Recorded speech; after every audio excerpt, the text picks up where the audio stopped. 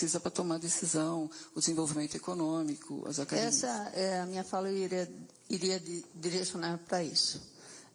Hoje a gente vê, até foi uma fala do prefeito aqui, que ele não conseguiria contratar mais nenhum funcionário, alegando sempre o mantra, repetindo o mantra, que nós não poderíamos mais contratar pelos limites da lei de responsabilidade fiscal. A sua secretaria contratou ou fez concurso para a contratação de 50 fiscais, é isso? Não, os 50 não são para a minha secretaria. Tem a Secretaria de Segurança, né? Eles vão ser divididos. Para mim, eu acho que serão 5, se não me engano. É pena, é pena. Mas para fiscalização agora de sim, obras. hein? Socorro. Não, mas tem outras. Tem a fiscalização das áreas públicas, a fiscalização Secretária, vai ser dividido. Eu estou vendo, até por essa falta de fiscais, porque eu conheci a cidade da década de 90, em que o cidadão lá na Zona Norte punha um tijolo e um monte de areia na frente da casa, um fiscal ia verificar o que ele estava fazendo e a quanta. Hoje cada um faz o que quer. Desculpe, mas as residências hoje são aprovadas, dá-se o habite-se sem a calçada, corta-se árvores da frente da casa e não se obedece à lei do plantio, que é do vereador Martinez, do plantio de árvores. Essa cidade aqui pode ter parques, jardins, mas na frente das residências desaparecem. A minha região, as pessoas cortam mesmo as árvores. As calçadas são intransitáveis. O secretário Fioravante, que estava antes da senhora, disse que tinha um programa para a questão das calçadas. E loteamentos clandestinos. Falo clandestino mesmo, não é loteamento de invasão. Tem ocupações, não invasões, ocupações irregulares pela cidade, muitas, mas também loteamentos que estão sendo vendidos, eu vou levar uma denúncia para a senhora em breve, loteamentos que estão sendo vendidos sem a permissão da Prefeitura Municipal. Divide os lotes e vai vendendo, dizendo que aquilo é um loteamento regular e assim por diante. Estamos discutindo aqui cidade inteligente, estamos discutindo a apresentação de projetos, fui até o Paraná, recentemente Curitiba, para ver a questão do cabeamento subterrâneo, as barbaridades que se fazem aí hoje nos postes que seriam de iluminação, e tem de tudo nesses postes, e a fiação não é trocada. É uma coisa horrorosa, perigosa, está acontecendo hoje. Esse PFL não toma nenhuma providência, a cidade não avança em algumas coisas modernizantes, minimamente modernizantes, como o cabeamento subterrâneo nas novas avenidas que serão construídas, e assim por diante. Mas o planejamento tem que planejar também nessas regiões que foram até mudadas o seu direcionamento anterior como zona rural, que viraram zonas de loteamento. O acompanhamento que a senhora mesmo disse das políticas públicas. Sim. Nós temos regiões inteiras sendo habitadas com falta de vaga escolar, a política de saúde não acompanha, o crescimento das unidades básicas de saúde não acompanha, não tem nenhuma unidade básica de saúde nova sendo construída na cidade. Então, o transporte, as estruturas de saúde, as estruturas escolares não acompanham o crescimento da cidade. É a sua secretaria que tem que trabalhar com essa questão do planejamento. Loteamentos gigantescos sendo planejados, e eu não sei, desculpe, mas ainda não estou enxergando o planejamento para que, quando esses moradores estiverem lá, terão vias de acesso, transporte adequado, vaga na escola, na creche, na unidade básica de saúde. Nas unidades básicas de saúde estão superlotadas. Na Zona Oeste, por exemplo, fala-se tanto na construção de uma unidade básica de saúde a mais, quando a gente sequer tem médicos, profissionais, equipes nas unidades básicas de saúde de hoje. A senhora está corretíssima. Falta de profissionais nas escolas que nós já temos, e não há o crescimento planejado de unidades escolares e creches, tanto educação infantil, pré-escola, ensino fundamental, para essas regiões. Quando se fala em cidade inteligente, eu fico assim. Para mim, cidade inteligente é planejar um crescimento da cidade com as infraestruturas que as famílias vão precisar, para serem felizes nas suas residências, nas suas regiões. Com qualidade de vida. Isso. Então, o que a senhora tem para me dizer disso, por favor, em cima daquelas siglas todas que a senhora apresentou aqui, que seriam seriam as estruturas de conhecimento de dados e de planejamento da Secretaria. Por favor. Tá. Olha, com o geoprocessamento, nós vamos conseguir identificar, mas assim, com muita Isso significa nova planta genérica de valores fundamentada? Também? Olha, são coisas diferentes, né? Sim, eu sei, mas... a gente vai conseguir identificar quais são as construções que estão exatamente hoje em relação ao que nós tínhamos. Exatamente. Então, essa diferença, ela já é... Quem não fez a legalização já vai ser identificado. Isso aí como primeiro passo. E planejamento para as futuras, que a sua secretaria está aprovando. Então, daí eu gostaria até que a Grazi, que é a nossa chefe de divisão, falasse um pouquinho do trabalho que a gente tem feito com as outras secretarias em relação a essa preocupação. É muito pertinente a sua colocação. Está aberto o microfone, Grazi. Bom dia a todos, meu nome é Graziela, sou arquiteta, sou concursada, estou há quase 5 anos na prefeitura, trabalhei no parcelamento e uso do solo, há 2 meses eu estou chefiando a divisão de plano diretor do município. Quanto ao geoprocessamento, depois eu vou pedir para o arquiteto Isalberto auxiliar a gente, que ele é da DIGEL. E quanto ao planejamento, que eu posso falar, a gente precisa muito dos recursos para o aparelhamento e para a modernização da secretaria. Por exemplo, a gente está fazendo um trabalho de mapeamento das certidões, dos pedidos de aprovação de loteamentos e aprovação, mas a gente hoje trabalha com o QGIS. Ele é uma plataforma aberta, e a gente começou a fazer esse mapeamento. Então, hoje, a gente está começando a conseguir identificar onde estão os empreendimentos, a quantidade, por unidade habitacional. Então, a gente consegue fazer esse mapeamento. A gente teve uma reunião com o pessoal da educação, eles gostaram do nosso mapa. Então, vocês estão se entendendo com as outras secretarias? Então, é um piloto. Com a rede estadual de ensino também, Isso, por exemplo? A gente conversou com o Denis, que é a chefe de divisão.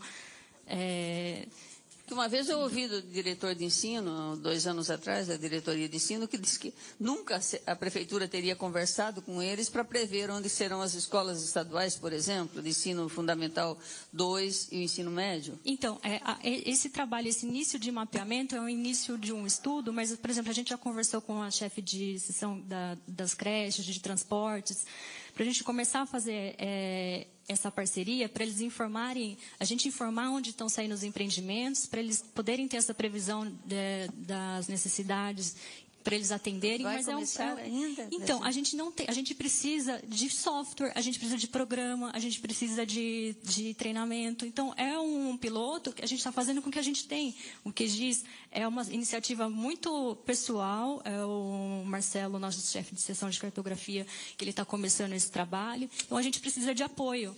Então, a gente está aqui... Não é uma política de governo? É uma política de governo, está se iniciando com a secretária Miriam, que a gente é um piloto e a gente quer estender isso, quer ampliar, mas que a gente precisa de recursos para poder dar andamento nisso. E eu vou pedir para o Isalberto também falar sobre o geoprocessamento. Por favor.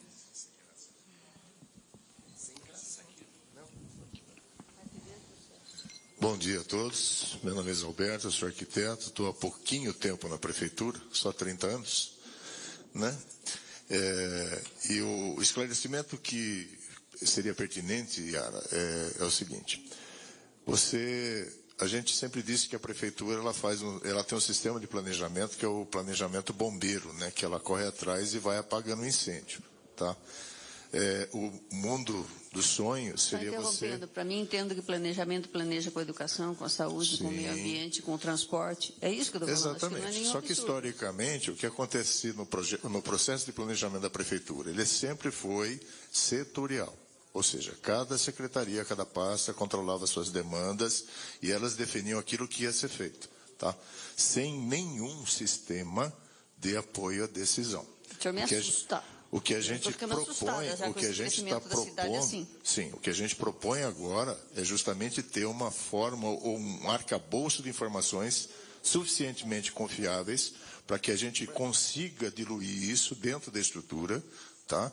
E a partir disso, cada uma das pastas façam o seu planejamento setorial com maior assertividade. Tá? Ou seja, você, com a exiguidade de recursos que você possui hoje, você não vai conseguir antecipar nenhuma ação governamental. Tá? Você vai sempre estar correndo atrás do prejuízo. Tá?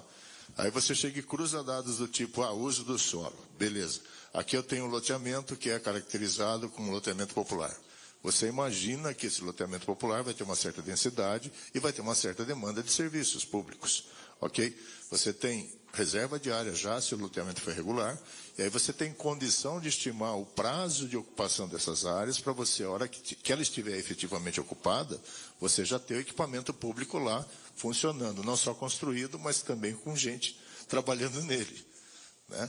O que acontece é que vem algumas demandas sazonais, tipo um Carandá da Vida, um Altos de Ipanema, que isso são acidentes de percurso, como também foi o Sorocaba 1. Não são acidentes de percurso, não, como assim? Eu estou dizendo o seguinte, dentro da história do planejamento, você não pensa nisso, certo? Isso não faz parte da ocorrência, vamos dizer assim. Não é uma ocorrência normal do dia a dia da prefeitura. Então não tem tá? planejamento? Não estou dizendo isso, senhora. Estou dizendo que isso são sazonalidades, como também foi o Sorocaba 1, Júlio de Mesquita, né, no final da primeira administração do Panúcio. Né, chegou lá, o cara falou assim, tem 3.500 casas, você quer? Quero. E aí, como é que você vai fazer? Você vai correr atrás e vai levar a infraestrutura. Isso está fora do escopo do planejamento, ao menos do que tinha sido feito até então. Lembrando que o nosso planejamento é urbanístico, né? Exatamente, né? É notadamente físico-territorial. Eu não falo em planejamento urbanístico só, eu falo em planejamento do crescimento da cidade de forma ordenada. Sim, mas aí a gente como... Sorocaba 1, eu me lembro, o Júlio de Mesquita não tinha nenhum ônibus, não tinha asfalto. Exatamente. Escola, nenhuma unidade básica de saúde. Eu só estou exemplificando. Para uma cidade nova que se criou lá. Exatamente. E não foi diferente. É a mesma coisa do Carandá e do Altos de Ipanema. Não foi diferente, tá? Carandá e Altos de Ipanema. Então, a hora que chegou lá e falou assim, puxa vida, a velocidade... O que eu posso esperar de positivo agora, então, do planejamento? É você tentar antecipar essas demandas. Né? Só vamos aí existe uma discussão aí em relação ao tamanho que essa cidade vai ter lá em 2050. Né? A questão não é nem o tamanho da cidade, mas a quantidade das pessoas que vão estar... Estou pensando só nos 2 últimos anos de governo do prefeito Crespo. O que eu posso esperar? Eu não estou pensando em governo, estou pensando na prefeitura funcionando e atendendo as demandas de serviço público. Isso. Tá? É isso que me interessa. Então, na parte que me cabe desse latifúndio, vamos chamar assim, a questão do GEL, que é um anseio nosso de muitos anos, né? Ele ser encarado como um sistema de apoio à decisão. Né? A hora que você tiver essa malha territorial efetivamente conhecida, né, com tudo que você tem em cima dela, aí fica muito mais fácil. Né? É diferente de você abrir um loteamento novo, de repente aquele loteamento do dia para a noite, ele cresce, tem um monte de gente morando lá, aí a turma que está lá vai falar assim, puxa vida, aqui eu não tenho escola, aqui eu não tenho nada disso. Na Zona Oeste não tem nenhuma escola nova construída há muitos anos. Nem de ensino fundamental, nem de pré-escola, nem uma creche nova. Olha. Sim. Nós vamos poder prover essas informações para decisões futuras. Não tem mais vagas de ensino fundamental naquela região, por exemplo. A gente está esperançoso, tá? Que era uma esperança que eu tinha já para 2010, que o IBGE ele conseguisse fazer o georreferenciamento de todos os questionários que eles fizeram para fazer o censo. Ok?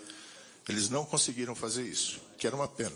Porque se a gente tivesse essa informação, você tem aí a espacialização da população e o perfil socioeconômico dela.